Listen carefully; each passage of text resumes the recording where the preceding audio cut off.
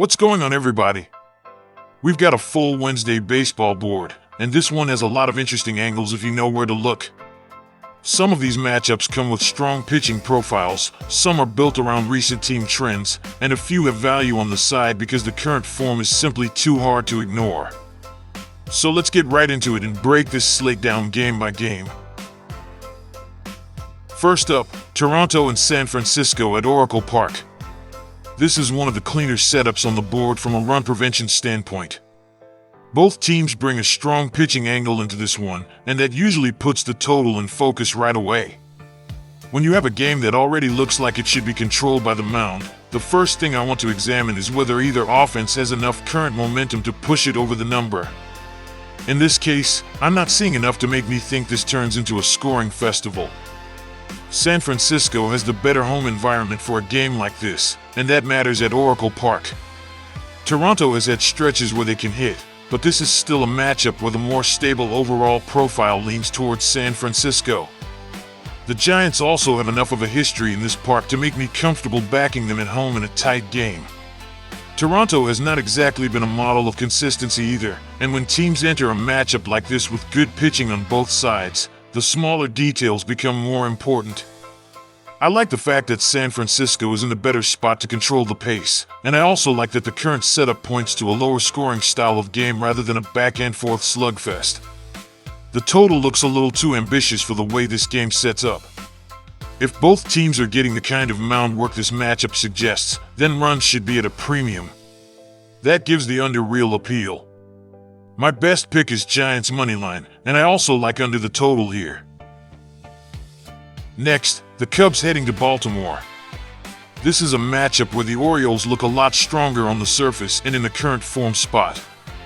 They have been getting much better results at home, and that home environment at Camden Yards has been a place where they can settle in and play to their strengths. That matters a lot in a game where the opponent has not been nearly as sharp away from home. The Cubs have had some decent offensive stretches this year, but the road numbers and the current setup do not make me eager to trust them here. What really pushes this toward Baltimore is the combination of better home stability and a bullpen that has improved significantly over the last month. That is the kind of trend I want to ride, especially when the opposing side has shown a clear weakness in road performance. Baltimore also has a lineup that matches up well in this spot. If the game stays competitive into the later innings, the Orioles have the stronger late-game profile right now. That is important because games like this often come down to which side can handle the middle and late frames more cleanly. The Cubs can absolutely make it interesting, but the better overall angle is Baltimore at home. They have the better fit, the better recent bullpen numbers, and the cleaner path to winning. My play is Orioles moneyline here. Now to Oakland and Detroit. This is a pretty strong under spot for me. The game is set up in a pitcher-friendly environment with decent weather for pitching, and both sides have enough reasons to keep the scoring in check. That is where I want to lean when the matchup and the venue both point in the same direction. Detroit has been getting better production from the mound lately, and the current form of the staff is one of the stronger things about this game. The recent stretch has featured consistent run prevention, solid control, and enough strikeout work to keep the opponent from settling in. That is especially useful when facing a team that has not been especially strong against left-handed pitching over the last month. Oakland has also shown better road pitching than their overall reputation might suggest. That keeps them from being a complete fade in a game like this. But the bigger edge for me is the way Detroit has been handling lefties and the fact that the matchup fits the environment. When you combine all of that, this game looks more controlled and explosive. I do not need a lot of offense to back this angle, and I think that gives the under a solid case. I like the under here. Next, Atlanta and Pittsburgh. This is one of the spots where I really like the home team. Pittsburgh has been crushing right-handed pitching recently, and that kind of matchup strength matters a lot here. Atlanta has had a month where the offense has not been at its best, and that makes this a tougher road ask than it might look at first glance. The Braves have had some solid pitching performances recently, but they have not been going very deep into games, which leaves the middle and late innings open. That is exactly where Pittsburgh can create problems if they keep applying pressure. The Pirates have been one of the better teams in this specific matchup type, and they are the side that feels more comfortable to back at this moment. Atlanta's recent schedule also does not give me a ton of confidence that they are ready to dominate this spot. They have been facing a stretch of opponents that does not scream elite offensive testing, and now they get a Pirates team that has been strong against the type of pitching they are likely to see. That makes the home side even more appealing. This feels like a spot where Pittsburgh can take advantage of the matchup and get the job done at home. My play is Pirates moneyline. Now to the Yankees and the Rays. This is a matchup that leans more toward the under than the side for me. Both teams bring respectable pitching profiles into the game, and the current setup at Tropicana Field supports a lower scoring type of contest. That is the exact kind of game script I want when the market is asking for a total that still leaves room for a controlled finish. New York has been showing improved control and better bat missing in recent outings, which helps them keep games manageable. The Rays, meanwhile, have the kind of home pitching profile that usually keeps the scoreboard from getting out of hand. And with the Yankees having had some struggles against left-handed pitching lately, that adds one more reason to like a lower total. Neither side really screams offensive explosion in this spot. When two teams come in with good enough pitching and enough familiarity with how to work through difficult lineups, the game can settle into a tighter rhythm pretty quickly. That is why the under gets the nod. This is not the kind of game I want to force on the side. The total is the cleaner look. My play is under the total here. Next, Houston and Washington. This is a strong first five angle for the Nationals. Washington has been one of the more profitable home profiles in this kind of spot, especially when the matchup works in their favor against a team that has struggled against left-handed pitching.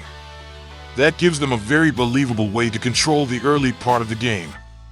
Houston has not been in a great stretch when it comes to this specific matchup type. They have had trouble stringing together results in recent outings, and that makes them a tougher team to back early, especially on the road. Washington, by contrast, has been giving the market a more dependable return at home and has been handling right-handed pitching well. The reason I like the first five instead of the full game is simple. Washington has the better early edge profile, but the full game opens the door for more bullpen volatility. If I can isolate the portion of the game where the matchup advantage is strongest, that is the route I want. This is a nice spot to take advantage of the Nationals' current home form and the way they match up early. My play is Nationals first five. Now to Cincinnati and Philadelphia. This is more of a player prop style game if you are looking for value, but from a team angle the Phillies are still the stronger side overall. Cincinnati has had some offensive struggles and Philadelphia remains the more complete club. The better angle here is probably to look for individual production against a matchup that has shown some prior success. Philadelphia has enough offensive quality to take advantage of opportunities, and that matters when the matchup history shows one side having an edge in direct meetings. Cincinnati has not been a team I want to trust blindly, especially when the better team can control the tone of the game. If you are asking me where the cleaner betting angle is, I'd rather look at the Phillies side or a prop tied to one of their more productive bats than overcomplicate it. The road team has the more stable overall profile. Next, Kansas City and New York. This is a tricky one because the Mets have been inconsistent, but I still think they are the more playable side here. Their recent home results and the way they have handled some of these spots lately give them a slight edge, while Kansas City has been much less trustworthy across the season. The Royals have had some decent moments, but the broader picture still points to a team that struggles to sustain success. That is the problem with backing them on the road. A short burst of good play does not erase the larger sample.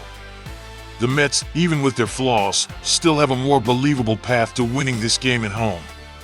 I also think there is some value in the total if the market is leaning too far in one direction.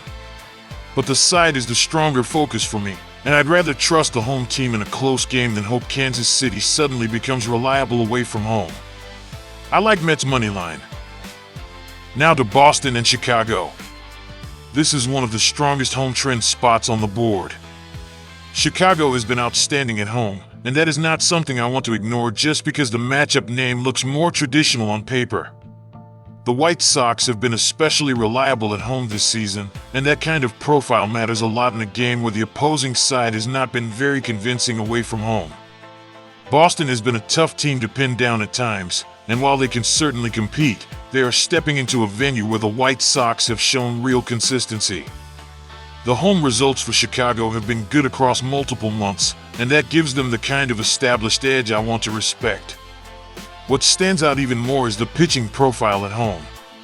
Chicago has shown that they can keep games under control when they are in their own park, and that creates a pretty strong case to keep riding the home trend until the market stops rewarding it. This is a classic case of trusting the team that has actually been delivering at home. Chicago has earned that look. My play is White Sox moneyline. Next, Cleveland and Minnesota. This is a spot where Minnesota has a legitimate first five edge. The Twins have had the better look in this matchup based on the pitching profile and the way Cleveland has struggled against left-handed pitching lately. That is the kind of thing that can shape the early innings and give Minnesota the more reliable start. Cleveland has been finding ways to win late in a lot of games, which is why I'm not rushing into a full game position on their side. But early, Minnesota looks better suited to control the pace. Cleveland's road numbers have not been strong enough to make me want to force a full-game dog angle here. The Twins' offense has also been strong enough against right-handed pitching to keep this in their favor, and that matters when the opposing side has some recent road issues. So, if I'm isolating the part of the game where Minnesota looks strongest, it's the first five. That's the cleanest way to play this matchup. I like Twins' first five. Now to Milwaukee and St. Louis. Milwaukee remains the stronger side in this matchup.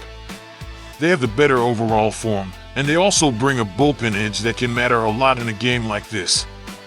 When you have a team that can both create offense and protect a lead better than the other side, that is a pretty straightforward lane to the favorite. St. Louis has had some moments, but the matchup does not give them enough to make me want to step in front of Milwaukee. The Brewers have also been more dependable in the kind of spots where the game can turn into a bullpen battle, which makes them even more appealing on the full game line. That bullpen edge is a big deal here. If the game stays close, Milwaukee is the side I trust more to finish it. I like Brewers money line. Next, the Angels and the Rangers. This is another spot where the Angels have some real value. Their recent bullpen improvement has been one of the bigger takeaways over the last month, and that matters in close games. If they can keep the game within striking distance early, there is enough late-game relief quality to give them a real shot. Texas has been dealing with bullpen problems of its own, and that makes this a tricky favorite spot. The Rangers have not been nearly as strong in relief over the last month, and that opens the door for a road dog that can stay competitive and maybe steal one late. This is not a game where I want to pay a premium to back the home favorite when the road team has the bullpen trend I'd rather trust. The Angels have enough of a chance in a close game to make the money line appealing. My play is Angels money line. Now to Arizona and San Diego. This is a game where I like the total more than the side. Both teams have been inconsistent and both have a good chance of ending the season well below where they want to be. That kind of profile often leads to a game where runs can come easier than the market expects, especially when the pitching performances on both sides are still a little shaky underneath the surface. Arizona has had a lot of inconsistency in its current stretch, and San Diego has also shown enough volatility to make me hesitate on either side. That is exactly why I'd rather look at the over than try to pick a team that I fully trust. If both offenses get just enough done and neither pitching staff fully takes control, this one can get into a higher scoring range. That's where the over starts to make sense. I lean over the total in Diamondbacks versus Padres. Last one, Colorado and Los Angeles. This is the strongest underdog position on the board for me. Colorado's offense has been good enough to make them dangerous, and their recent pitching form has improved enough that they deserve respect in a run-line type of look.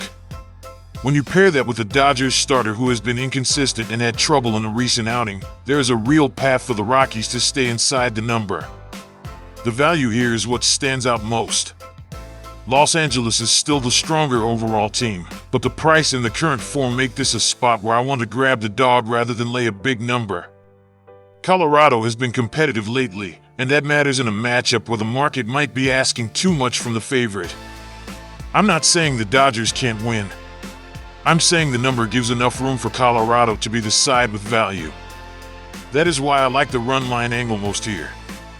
I like Rocky's run line here. What's going on, everybody?